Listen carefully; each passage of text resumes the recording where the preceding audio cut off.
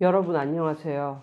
요즘에는 정말 유튜브의 발달로 유튜브를 켜기만 하면 이렇게 하면 학원이 성공한다. 저렇게 하면 학원이 성공한다. 이렇게 해서 열 몇 명에서 100명의 아이돌로 불어났다. 이런 것들이 굉장히 많습니다. 참고로 저는 그런 것들을 한 번도 들어본 적이 없습니다. 그런데 그런 모든 것은 효과가 있긴 있습니다. 효과가 있긴 있지만 그게 한계가 있다는 것입니다. 그게 유한한 존재라는 거예요. 그러니까 이렇게 하면 애들을 정말 많이 등록시킬 수 있습니다. 이렇게 말을 해서 정말 컨설팅비를 들여서 그 수법을 알았어. 그래서 그렇게 했어. 그런데 중요한 것은 그렇게 해서 한 달 동안 아이들을 많이 내가 등록을 시킬 수는 있어. 그렇지만 그 등록시킨 게 언제까지 갈지는 그것은 아무도 장담을 못할 뿐 아니라 그 이후의 것은 그 원장님인 본인 책임이라는 거예요. 그런데 그 유한한 것에 사람들은 정말 목숨을 걸고 그렇게 그게 무슨 대단한 보물인 양, 예, 그렇게 대단한 보물인 양, 정말 귀하게 이렇게 생각을 한다는 거죠. 예를 들어서 어떤 컨설팅을 받았어요. 그래서 애들이 뭐 삽시간에 많이 늘어났어요. 그 원장은 너무나 좋았죠. 그래서 어떻게 하느냐? 학원을 증축합니다. 옆에 있는 학원을 또 사들입니다. 그래서 한 학원에서 이제 두 학원으로 늘은 거죠.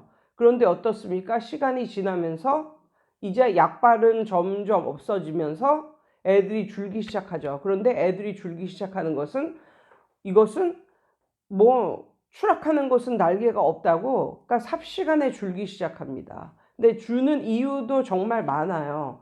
애들은 그 주는 이유가, 아이들이 점점 줄어드는 이유가 꼭 선생님 탓, 원장님 탓만은 아닙니다. 아이들은 또래 집단끼리의 그런 관계도 엄청나게 중요하기 때문에 그냥 이유 없이 자기가 좋아하는 애가 그 학원에 떴으면 등록하고, 자기가 또 그 애하고 싸우거나 아니면은 별로 관계가 틀어졌을 때는 또 그 학원을 그만두고, 이렇게 변화무쌍합니다. 이런 곳에서 어떤 하나를 듣고 그대로 했더니 엄청나게 늘어났다. 이것만을 믿고 믿는, 절대적으로 믿는 그 선생님이 있으시다면 그것을 고쳐야 합니다. 저는 제가 맨 처음에 이 퇴촌에서 그 해법 영어라는 것을 시작했을 때 지사장님은 절 보고 그랬어요. 아니, 왜 들어오셨어요? 해법 영어를 못하러 하려고 왔어요? 당신 같은 사람이? 그냥 해법 영어 안 끼고 해도 충분한데? 이런 식으로 정말 의아하게 저를 생각을 하셨고, 그 다음에 그 이후에 그 지사장님은 정말 저를 두고 큰 꿈을 꾸기도 하셨습니다. 예, 정말 나 같은 사람이 해법 영어를 하니까 정말 크게 되리라, 뭐 이런 식으로 말이죠. 그렇지만 저는 안타깝게도 지사장님의 기대에 부응을 하지를 못했습니다. 첫 번째 이유는 저는 여기 일하러 온 사람이 아니라 쉬러 온 사람입니다. 그리고 그렇기 때문에 최선을 다한 적이 한 번도 없었어요. 사실 제 자신을 생각하면 나는 발로 가르쳐도 애들은 그냥 다 100점 맞게 한다. 이 동네에서는 이런 식으로 생각을 했었던 것 같습니다. 그리고 정말 아무런 수업 준비나 그런 게 없이 그냥 가르쳐도 항상 학교에서 100점 맞아 오는 것은 우리 학원의 아이들이었고, 그냥 예, 그렇게 살았던 것 같습니다. 그리고 두 번째 이유는 저는 우리 아이들이 첫 번째지, 우리 아이들을 위해서 최선을 다해서 살려고 하는 엄마일 뿐이지, 내 아이를 제쳐놓고 다른 아이들을 위해서 희생할 마음이 조금도 없었습니다. 근데 이 조명이 세서 그런지 눈이 아프네요. 끄겠습니다. 예. 조명이 별로 안 좋아요. 예. 저는 저희 아이들이 첫 번째지 제가 가르치는 아이들이 첫 번째가 아닙니다. 죄송하지만. 그래서 저는 어떻게든 저희 아이들하고 많은 시간을 갖고 어린 시절을 정말 부모님하고, 우리 아이들이 부모님하고 정말 좋은 시간을 많이 가질 수 있도록 최대한 제 시간을 확보하려고 많이 노력했습니다. 그래서 제가 해퍼 프랜차이즈 요 그 교습소를 차렸을 때도 내가 아이들에게, 학생들에게 내줄 수 있는 시간 맥시멈 5시간 정도일 뿐이다 라고 생각을 했습니다. 그래서 그런데도 불구하고 내가 노력을 하나도 안 했는데도 불구하고 정말 발로 가르치는 그런 느낌인데도 불구하고 그냥 그럭저럭 먹고 살았어요. 단지 뭐 최고를 찍거나 뭐 전국 최고를 찍거나 이런 건 전혀 없었다는 거죠. 그런데 또 이런 내 상황이 또 이렇다 보니까 또 어떤 생각도 들었냐면, 나는 어차피 뭐 최선을 다하지 않는 삶을 살기로 했고, 우리 아이들은 아직 어리고 적어도 우리 아이들이 10살이 되기 전까지는 절대로 뭔가 노력을 하거나 최선을 다하진 않을 거야. 그냥 이대로 살 거야. 이대로 살면서 애들이 들어오면 가르치고 뭐 나가도 할 수 없다. 그렇다고 내가 마이너스의 삶을 사는 것도 아니고 뭐 이런 식으로 스스로를 위로하면서 자위하면서 그렇게 살았었던 것 같아요. 그런데 이렇게 겉으로는 이렇게 말하지만 내 뒷모습은 이런 게 있었습니다.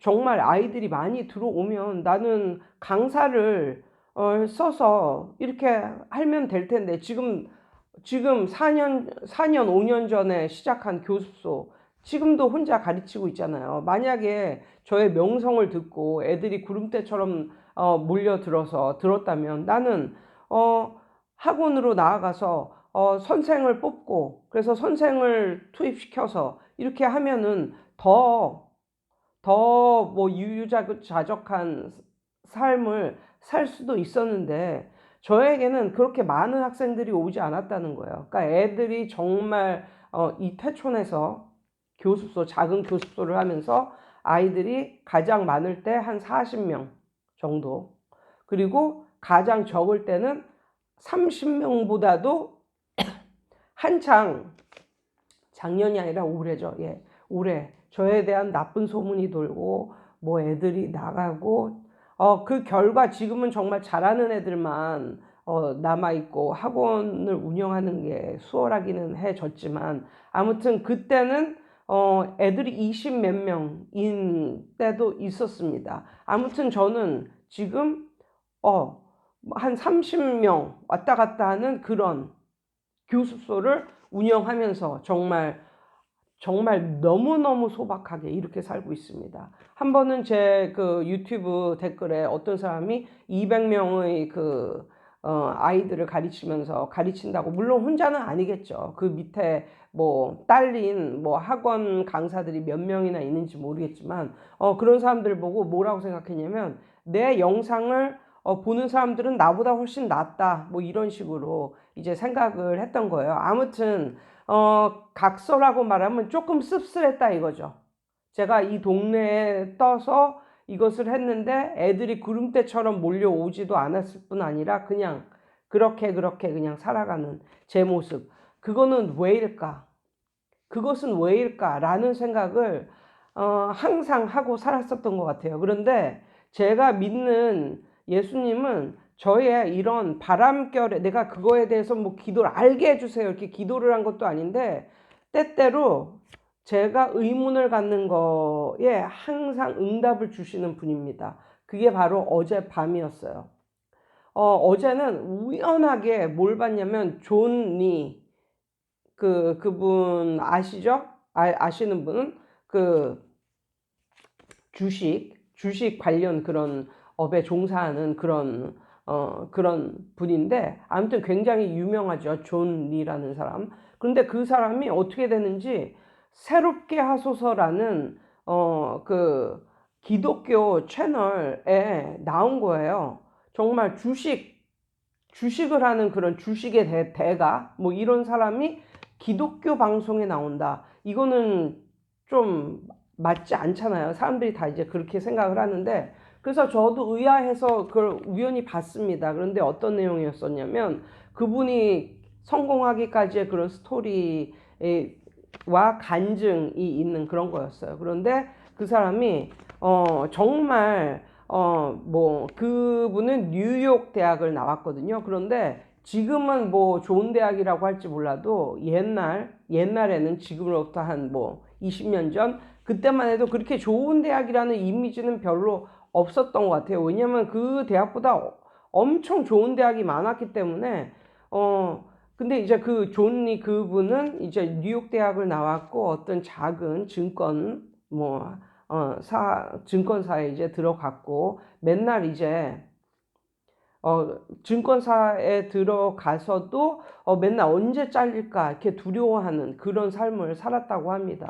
그런데 어느 날 같은 건물에 정말 정말 좋은 그런 회사에서 사람을 뽑는데 거기에 무슨 용기를 가졌는지 아무튼 그분은 나는 잃을 게 아무것도 없다 라는 생각을 하고 그곳에 이제 어플라이를 했는데 결국은 모든 사람들이 다 너는 안 될 거다라고 말을 했는데 결국은 그분이 거기에 입사가 된 거예요. 합격을 한 거예요. 그런데 모든 사람들이 넌 안 될 거다. 왜 안 되느냐 이유를 말해 보라고 그랬더니 너 말고 훨씬 대단한 애가 그 회사에 이미 어플라이를 했다.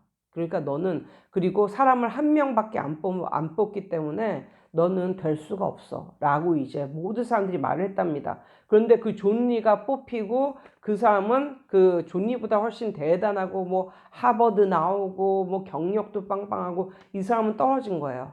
그런데 나중에 합격된 이후에 그것을 알아보니까 제일 우두머리 되는 사람이 그 존리 말고 잘난 그 사람의 attitude, 그 사람의 태도가 별로 마음에 들지 않았었던 거예요. 그 사람은 최선을 다하지 않은 그런 모습을 보였겠죠. 그런데 존리는 최선을 다하는 모습을 보인 거죠. 왜? 나는 진짜 이게 너무너무 하고 싶고 내 능력보다 훨씬 높은 회사지만 난 이걸 정말 하고 싶고 이 높은 분한테 잘 보이고 싶고 이러니까 얼마나 poor mind를 가지고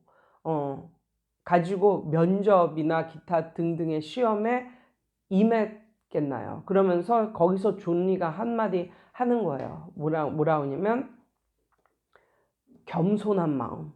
예, 겸손한 마음. 교만하면 어디에서든지 눈밖에 난다. 교만하면. 항상 겸손한 마음을 유지하면 기회는 온다. 뭐 이런 이런 말을 하더라고요. 그런데 그걸 정말 인상 깊게 보고 밤에 잠을 잤는데 어젯밤은 꿈을 왜 이렇게 많이 꾸든지 꿈속에서도 제가 강의를 하고 있는데 제가 생각해도 너무너무 강의를 잘한 거예요. 너무너무 강의를 잘하고 이렇게 강단을 이렇게 내려왔는데 그 중에 어떤 학생이 벌떡 일어나 가지고 하는 말이 너는 최선을 다하지 않아. 너는 결코 우리를 생각하지 않아. 이러면서 칼로 찔렀어, 나를. 그래서 그때 그 꿈에서 깬 거예요. 그리고 나서 엄청 커다란 깨달음을 얻은 거지. 뭐? 어떤 걸 얻었냐면 사람들은 꼭 잘하는 사람을 원하지는 않는구나. 사람들은 100% 꼭 잘하는 사람을 원하지는 않아. 그럼 어떤 사람을 원할까? 교만하고 잘하는 사람보다는 어느 정도, 그러니까 아주 못하면 안 되겠지. 아주 못하면. 그렇지만 어느 정도 중간 이상 정도 하면서 정말 겸손한 사람. 그런 사람한테 마음이 가게 된다는 것을 알았습니다. 그러니까 정말 잘 가르치고 뭐 이런 강사, 그거는 정말 잘난 그런 학생들한테는 그런 강사가 필요하죠. 그렇지만 동네에서 학원하고 있으면서 동네에서 학원 교습소 하고 있는데 거기에 얼마나 대단한 아이들이 다닐까요? 근데 그 아이들을 상대로 교습을 했을 때 정말 아무리 잘 가르친다고 한들 그 아이들이 그 진가를 알아보지도 못할 뿐 아니라 그런 강사의 태도, 나는 잘났다, 뭐 이런 남들은 좀 배려하지 않는 그런 태도를 가진 강사와 본인이 한없이 모자르고 해서 아침마다 일어나서 공부를 하고 떨리는 마음으로 그날 강의를 하고, 이런 강사 중에 사람들이 마음이 가는 선생은 누구일까요? 이게 학원 업도 비즈니스라고, 사람들이 나를 깔보는 것과, 사람들이 은근히 나를 깔보는 것과 그 학원을 계속적으로 다녀주는 거는 차이가 있어요. 차이가 있다고요. 그래서 보통 20대 아니면 30대 초반에 그 행운이 오잖아요. 저 같은 경우도 20대와 30대 초반에 정말 커다란 행운이 왔었습니다. 근데 지금 생각해 보면 지금 내 실력과 그때의 내 실력을 비교해 보면 지금의 내 실력이 훨씬 좋아. 그런데 그때는 사람들이 박수를 쳐줬는데 지금은 박수를 안 쳐줘. 안 쳐줘. 그 결정적인 이유가 뭔가를 생각해 봤을 때 그때는 정말 poor mind. 나는 정말 잘 못한다. 그래서 오늘 뭔가 강의를 뭔가 해야 될 때 아침 일찍 일어나서 그것을 공부하고 준비를 해서 그 시간이 되기 훨씬 전서부터 학원에 나가 있고, 그래서 두렵고 떨리는 마음으로 이렇게 했는데 또 아이들이 또 좋아해 주고, 이런 마음. 그리고 학원을 하면서 내 자신은 잘 못하니까 자기 자신은 자신을 알잖아요.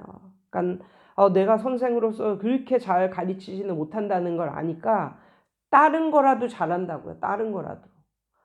부모님, 아니, 그 학생의 부모님들한테 전화, 상담도 잘하죠. 학생들한테 잘 보이려고 나름대로 노력도 많이 하죠. 그리고 말조심도 하죠. 왜? 나는 선생인데 선생으로서의 자격이 자기 자신은 자신을 안다고, 그게 좀 부족해. 근데 어떻게 해서든지 이걸 좀 커버를 하려면 어떻습니까? 다른 걸 발휘를 해야 된다고요. 그렇기 때문에 미인이 소박 맞고 뭐 미인이 아닌 추녀가 요리를 엄청나게 잘하고 이래서 결국은 남편한테 사랑받는, 뭐 이런 메커니즘이라고도 볼 수 있겠습니다. 그러니까 미인은 자기를 데리고 사는 것만 해도 너한테는 너무 영광이다 이거지. 그러니까 다른 거는 모두들 다 본인의 기분을 맞춰주기를 원하고 본인을 위해 주기를 원하고 이러면서 사니까 본인이 남편을 위해 주겠냐고. 그런데 또 뭐 음식이나 이런 것도 잘 하겠냐고, 자기가 너무너무 예쁜데. 근데 추녀는 자기를 데리고 살아주는 남편한테 너무 감사하고 얼굴을 뜯어 고치고 몸매를 뜯어 고치지는 못하니까 항상 노력을 하는 거예요. 예, 뭐 이런 말하면 꼰대 같잖아요. 옛날에 나 약간 그런 류를 나도 들었었던 것 같은데, 그래서 추녀는 소박을 안 맞고 뭐 미녀가 뭐 소박을 맞는다 뭐 이런 말이 생긴 것 같은데, 당당하고 이런 건 너무 좋죠. 저도 너무 당당합니다. 예. 당당하고 자신감 있는 거 너무 좋죠. 그런데 그거는 사람들 없을 때 그렇게 해라. 사람들 있을 때는 어, 항상 자기 자신을 낮추는 그런, 그런 태도. 그리고 부모님들도 마찬가지예요. 부모님을 대하는 태도가 너무 진짜 뭐 이렇게 그냥 자신만만하고 기세등등하고 이런 학생들의 부모님을 대할 때 자신만만하고 기세등등하고 뭐 이런 강사보다는 부모님의 눈치를 보고 어떻게 하면은 나를 좀 만족스러워할까 항상 물어보고, 예, 이런 선생님이라면 부모님 그 학부모가 볼 때 약간 좀 얕잡아 볼 만도 하지만 그렇다고 학원을 끊지는 않는다는 거죠. 그래서 의외로 세일즈나 이런 거 하는 사람 중에 막 탑을 막 먹고 막 이런 사람들 중에 장애인 그런 사람들이 많습니다. 그러니까 장애인 그런 사람들은 핸디캡이 있기 때문에 항상 보통 사람들보다 일을 함에 있어서 훨씬 더 열심히, 그리고 훨씬 더 나긋나긋하게, 훨씬 더 저자세로 이 사람을 붙잡아야 되니까 약간 그런, 그렇잖아요. 빌 포튼가 그 사람의 또 일대기를 영화로 만든 그런 작품도 있었는데, 뇌성마비예요. 뇌성마비는 정말 막 말할 때 막 침을 질질 흘리고 막 한마디 하려면 온 얼굴이 막 다 일그러지고 이런 경우인데, 그 사람이 세일즈맨의 최고가 되었다. 어떤 뭐 엄청 큰 그 회사의 세일즈맨으로서 최고를 찍었다. 그 사람을 보는 그 고객들의 심정은, 마음은 어땠을까요? 약간 좀 측은지심이 있겠고 만만한 그런 게 있겠죠. 측은지심이 있고 만만한 그런 게. 그런데 그런 것들이 사람들로 하여금 그 사람 물건을 사주고 싶고 이런 마음이 생긴다니까요. 그러니까 너무 당당하고 자신만만하고 오만한 이런 태도보다는 확실히 겸손하고, 자기가 좀 부족해도 겸손한 그런 태도가 훨씬 더 비즈니스를 성공적으로 이끄는 그런 원동력이 되진 않을까, 이런 생각을 해보고요. 저 같은 경우에는 세상에 정말 많은 책이 있지만 한 10년 전부터는 세상의 모든 책은 필요 없다, 난 성경만 읽을 것이다, 뭐 이런 또 그것도 핑계일지도 모르고요. 책을 워낙에 그렇게 뭐 좋아하는 그런 성격은 아니니까. 근데 성경에서도 정말 하나님이 정말 싫어하는 부류의 사람이 있습니다. 그건 바로 교만한 사람입니다.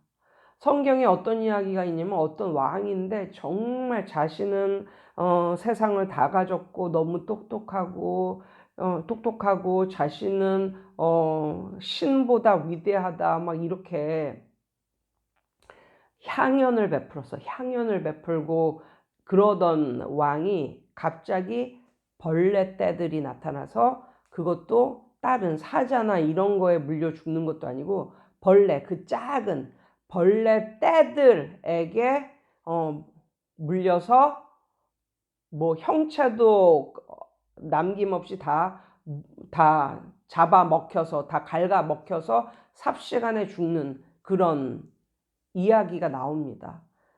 그러니까 확실히 하나님은 교만한 자를 정말 싫어해요.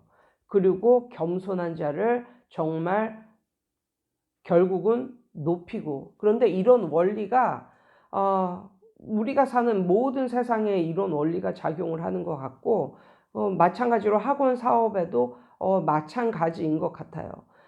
너무너무 잘 가르치고 그 사람이 기세 등등하고, 예, 이러면 그것을 보기 좋아하는 그런 뭐 학부모들도 있겠지만, 그렇다고 그게 학원을 계속 다니는, 학원 등록으로 이어지는 건 아니거든요. 그런데 좀 더 본인이 모자라고 뭐 이런다 해도 매일매일 일찍 일어나서 학원에 나가서 학원을 쓸고 닦고, 고객님이 오기 전에 벌써 모든 걸 스탠바이 하고, 그리고 본인이 잘 가르치지는 못하지만 아이들과 부모님의 눈치를 보면서 어떻게 하든 좀 만족을 시키려고 애를 쓰는, 예, 이렇게 열심을 부리는 이런 사람. 물론 봤을 때는 좀 부족한 게 너무나 많지만, 제가 말하지만 애들 중에는 정말 공부를 잘하는 애들보다는 못하는 애들이 훨씬 많습니다. 특히 동네 학원을 오는 애들은 말이죠. 그러니까는 일반 그냥 보통 학교도 못 들어가는 그런 아이한테 서울대를 붙일 수 있는 능력의 선생이 뭐가 필요한가요? 그냥 이한테는 자기 마음 이해해주고, 그냥 얘를 사람 대접해주고, 그냥 얘를 위해서 최선을 다하고, 그리고 얘한테 뭐 친절하게 대하는 그런 강사가 최고이지 않을까요? 예전에 그 해법영어 거기 모임에서 어떤 사람을 알았냐면 2년제 정말 뭐 자기 본인 말로는 대자만 붙은 대학을 나왔다 그러더라고요.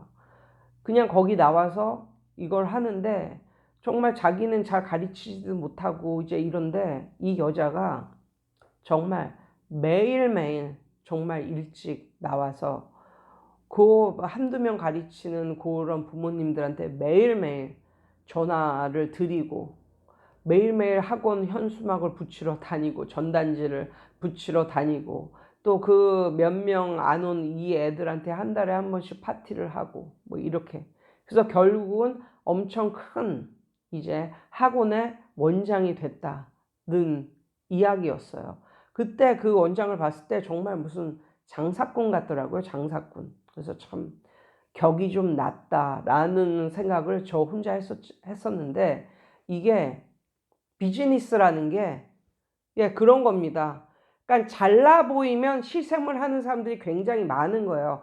기세 당당하고 잘나 보이고 정말 잘하고 뭐 이런 사람은 박수를 쳐주는 사람보다는 정말 그때서부터 이제 주위 사람들의 적이 되는 거죠. 예. 그리고 뭐 찔릴 거 없나 주위 사람들의 표적이 되고 이럴 수가 있습니다. 그런데 그냥 정말 뭐 겸손한 태도로 항상 자신을 숙이면서 정말 겸손한 태도로 하고 진심 어린 그런 태도로 뭐 부모님과 학생들을 맞이한다면 잘 못 가르쳐도 그건 별로 잘 가르치는 건 그렇게 그냥 중요하지는 않는 것 같아요. 예. 그래서 뭔가 모든 비즈니스 이것뿐만 아니라 어떤 학원뿐만 아니라 모든 것을 해도 가장 중요한 건 겸손함인 것 같은 생각이 정말로 들었어요. 시어머니도 며느리가 잘난 며느리가 들어와 가지고 시어머니 말은 듣지도 않고 그냥 바락바락 대들기나 하고 그냥 뭐 시시콜콜 뭐 시어머니가 좀 말한 게 잘못 있다 그러면 태클 걸고 이런 사람이 좋겠습니까? 아니면 좀 부족해도 시어머니 말에 아주 그냥 어, 복종을 하고 시어머니한테 또 잘 보이려고 이런 사람을 좋아하겠습니까? 뭐, 그러니까 시어머니가 며느리를 구박을 한다거나 이런 게 있어도 속으로는 아마 좀 별 볼 일 없는 며느리지만 시어머니한테 잘 보이려고 애를 쓰고 이런 게 훨씬 이런 사람을 시어머니는 좋아한다는 거죠. 그러니까는 위 우두머리들한테 잘 보이는 방법은 실력이 진짜 좋은 이런 사람이 아니라 정말 최선을 다하려고 애를 쓰고 또 위 우두머리들한테 잘 보이려고 하고 예. 그래서 자기 최선을 순간순간 다하려고 애쓰는 그런 사람이 윗사람이 볼 때는 좀 밀어주고 싶고 그런 사람은 아닐까 이런 생각을 해보면서 장기적으로 학원을 정말 잘하고 싶다. 아니면 학원뿐만 아니라 뭔들 그걸 잘하고 싶다 하면 두 가지를 장착을 하면 되겠습니다. 그게 뭐냐면 바로 감사하는 마음과 겸손한 마음이라는 거죠. 그러니까는 그 사람들이 뭔가를 좀 재주를 부려서 무슨 노하우를 얻어서 단시간에 뭔가를 이끌어내고 이런 거는 사람들의 범주이지만 정말 내가 평생에 걸쳐서 나중에는 정말 거부가 되고 부자가 되고 정말 나의 실력이나 이런 거는 정말 작은데 그거에 불구하고 거부가 되고 부자가 되고 아니면 잘난 사람들이 되고 이런 사람들의 가장 큰 공통점은 바로 이 두 가지였었던 것 같아요. 감사의 마음과 겸손함. 그게 바로 이 우주가 돌아가는 원리는 아닐까. 뭐 이런 생각을 해보며 정말 그 학원업을 시작하시는 그런 원장님들, 선생님들께는 정말 이 말씀을 학원업의 선배로서 이 말씀을 꼭 오늘 드리고 싶습니다. 오늘은 진짜 말이 길어졌죠? 예, 여러분 오늘도 승리하세요.